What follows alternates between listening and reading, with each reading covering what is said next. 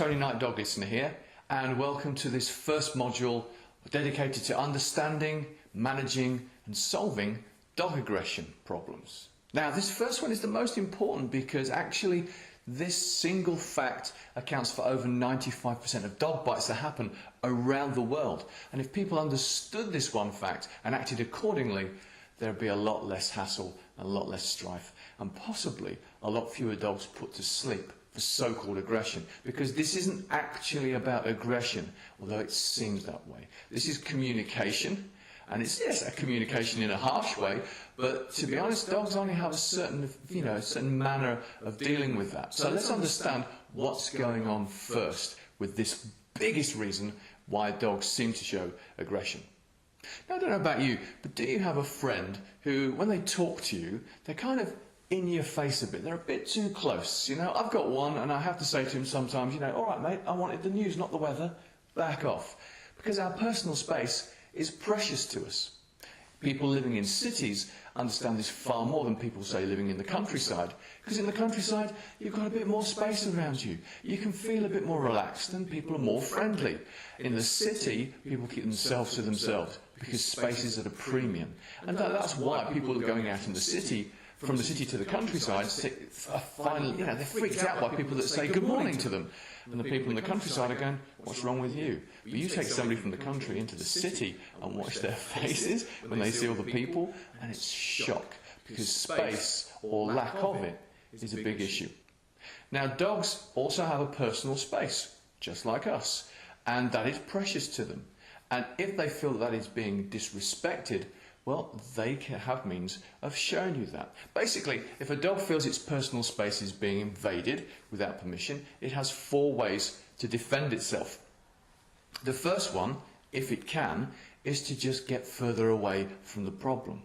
If you're going towards a dog and the dog is going further away from you, take that as a really good sign that the dog does not want to be approached. I remember years ago, a friend of a partner I had at the time came into the house, saw my dog Prue, and just went straight up to her going, "Oh, you're a nice dog, sit, sit, sit." And Prue was just like, "What the hell is this?" And she was getting out, she got out of the whole, she left the room, Prue, to get out of the way. And the woman said, "Oh, you haven't got a very good dog, have you?" Now, the solution there was to never invite that woman to the house again. She was never allowed back, because some people don't know what they're doing. And I didn't want to put Prue in a position where she would have to maybe tell this woman off. So if a dog moves away from you as you move towards it, then take that as a good sign it doesn't want its personal space invaded. Now, the second way that they can defend themselves or try and show you that they're not happy is if they can't run away. For example, they're on a leash, people are in streets with their dogs and people go, "Oh, lovely dog," and they go up to pet the dog, and what will happen is a dog will not make eye contact at the person.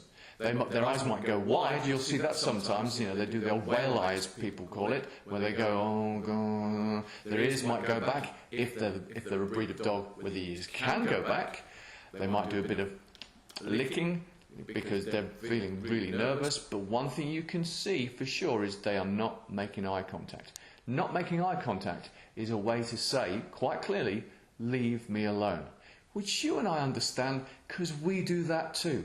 If I'm in town and I see someone across the street who I know but I don't like, and don't tell me you've never done this, I will look away. I might get my phone out, pretend I'm doing something important, look in the shop window so I can watch them walk past, but I guarantee I'm going to not make eye contact, because not making eye contact is an instinctive way of saying, "Leave me alone," that humans share with dogs. So not looking is way number 2. Number 3 is a bit vocal, and some people will say, "Well, I just went up to give my dog a fuss and it growled at me." Growling is a warning. It's not actually aggression. It's trying to say, "What do you think you're doing?" I often say that growling is like a parent saying to their children, "I'm going to count to 3. At which point, of course, you wait till your parent goes "Thuh," before you run. Okay? That's what I used to do. But it's a warning. So growling is basically saying, "What do you think you're doing? Don't do it." But if the person carries on, the 4th means of defence, the 4th way to deal with it is to basically go, "What do you think you're doing? Back off. I've got a personal space that you should respect. Now, when dogs do this among themselves, and you'll see this, it's perfectly natural if one just goes up to the other one and the other one just gives a little bit of a, oi, what do you think you're doing? However, when they do it with people, it's seen as a bite. And often, when a dog does it, actually there's no mark on the skin. Sometimes there might be a little bit of redness, but there's no blood drawn. That depends on the personality of the dog, what kind of stress they're under, whether they're panicking, whether they actually feel that they're under attack. But this nip is often misdiagnosed as aggression. It's communication. But they can only do it in one way, because all the other ways don't work or aren't available to them, or they've decided, no, I'm going to go straight for that one.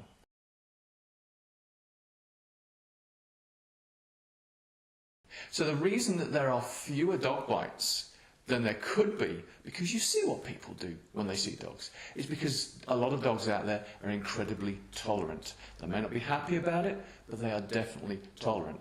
But there are some, because of their personalities, that are going, there are rules that you should respect, so don't do it wrong, or else I'll tell you off. You know, a common thing that you see with people is they teach children as well to do this, is to go up to a dog and then stick the hand in the face. So let's just imagine that right now, okay? So you've never met me, and I come up to you and I go, oh, hello, how are you doing? You might go, well, how are you doing? Okay? So let's not do that. If you want to fuss a dog, there are some clear and simple rules that if you stick by them, you will eliminate over 95% of dog bites. Here's an interesting fact as well. I talk about personalities of dogs being the issue here. Notice I didn't say breed. A few years ago I did dog classes over in Brisbane, Australia, and one of the students was a nurse who works in the local A&E department of her hospital, and she said of all the dog bites that come in, over 70% of them, 3/4 of them in fact, were down to Labradors or Golden Retrievers. Now, I am not saying that Labradors and Golden Retrievers are demon dogs. First of all, it's a numbers game. They're beautiful breeds, so they're more popular, there's more of them. But also, we have this idea that certain breeds of dogs are better than others. And what we think about with Labradors and Golden Retrievers are, they are bomb-proof, they are cute, they're cuddly, they're big fluffy dogs like teddy bears. You can do anything to them. So people go up to them more than, say, they would a Mastiff or a Rottweiler or a Doberman. And therefore, these dogs, because of the numbers, some of them are just thinking, well, apparently I've got to tell you off, leave me alone. And then they get a bad rap, as that's the bad apple. It's not the case. That's a particular dog saying, you got it wrong, I've got to tell you off. You'll see them do it with pups and with others, like I said before. So, if you want to avoid this understandable piece of aggression, there are a few simple steps that you can take. First of all, if you want to fuss a dog, ask the owner first of all, can I fuss the dog? Okay? That's very good.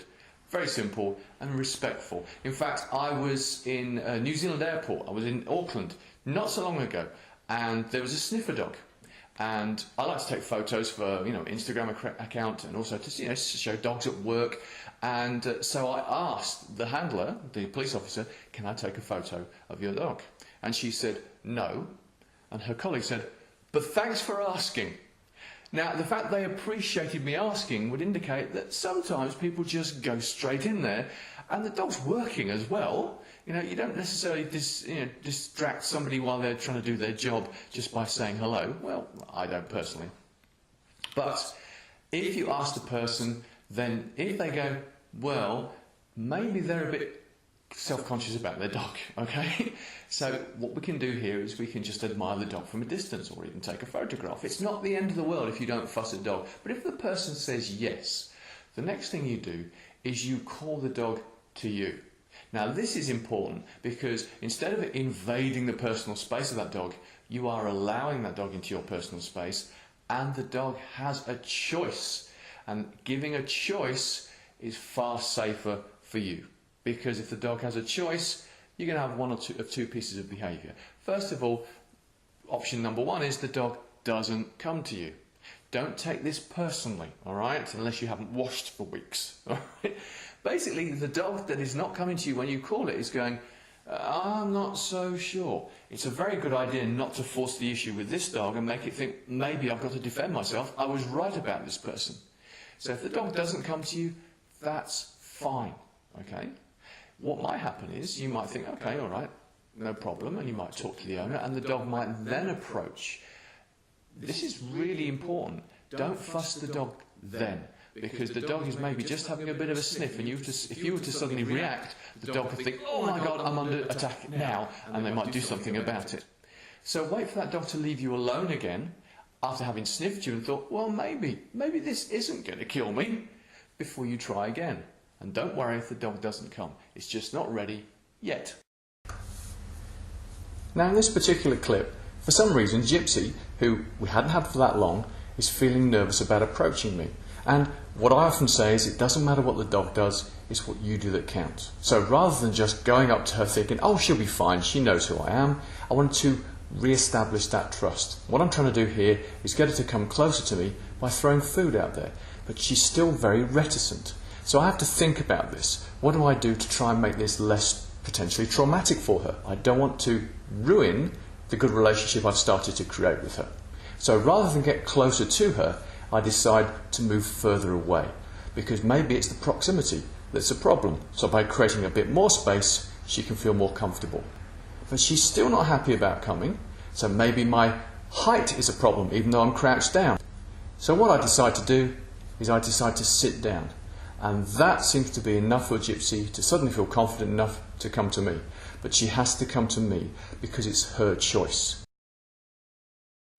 Now if the dog does come to you, fantastic. You can give the dog a fuss. Try and avoid fussing the top of the head and the back of the neck initially though, because this is a very sensitive area on dogs. Now, this is basically the kill zone. Now, grabbing here is to really put you in your place and worse.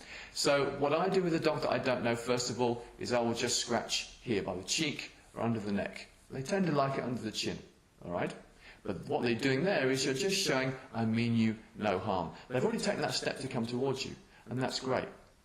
Of course, there are dogs that are very friendly, and they'll come up to you straight away. And that's awesome, providing they don't start taking it a bit further by jumping up at you, or grabbing you, or trying to hump you. You know, dogs, well, basically what they do when they interact is they find out where everybody fits in the grand scheme of things. For example, dogs that sniff each other's behinds, etc. You know, the reason they're doing that is there's a lot of information contained there about your gender, about your physical state, or whether you're in season or not. So, you know, this is something that they do because it's how they find out who's what. Because when they meet each other, and we'll talk about this later in the modules, that are they going to see each other as friends or enemies? And we can take hold of that and manage it to show them that it's not a problem. So, to sum up this first module, if you want to fuss a dog and you want to avoid potential problems, then the first thing you do is you stop, ask the owner if you can fuss the dog. If there's no owner around, then that's okay, you don't have to do that. But next thing you do is you call the dog to you. Do not go up to the dog. Give that dog the choice of coming to you or not. If that dog comes to you, fantastic, have a nice little fuss. Start under here, around the chin and the cheeks first, before you go anywhere else. See how they react to your touch, because sometimes dogs can be funny about that. Head shy, we call it. And then enjoy yourself. If the dog doesn't come to you, that's okay. Remember, it's not ready yet. It may be ready later, depending on how long you're with that dog. Well, I hope that's made sense. Do you know, this is something that I wish would be taught in schools all over the world. Some countries do have programs which are running along those lines, because, to be honest, the vast majority of victims of dog bites are children, and the vast majority of the perpetrators of those dog bites are the family dog. So this is not about aggression necessarily, it's about communication to a member of your own pack. But we can avoid that very simply by just getting the dog to come to us rather than going up to it. So next time you see a dog that you really want to fuss, call it to you, give it that choice, and see what happens. In the next module, we will be discussing the second biggest reason why dogs can be aggressive, and it's all about their environment. So I look forward to sharing that information with you next time. Thanks for listening.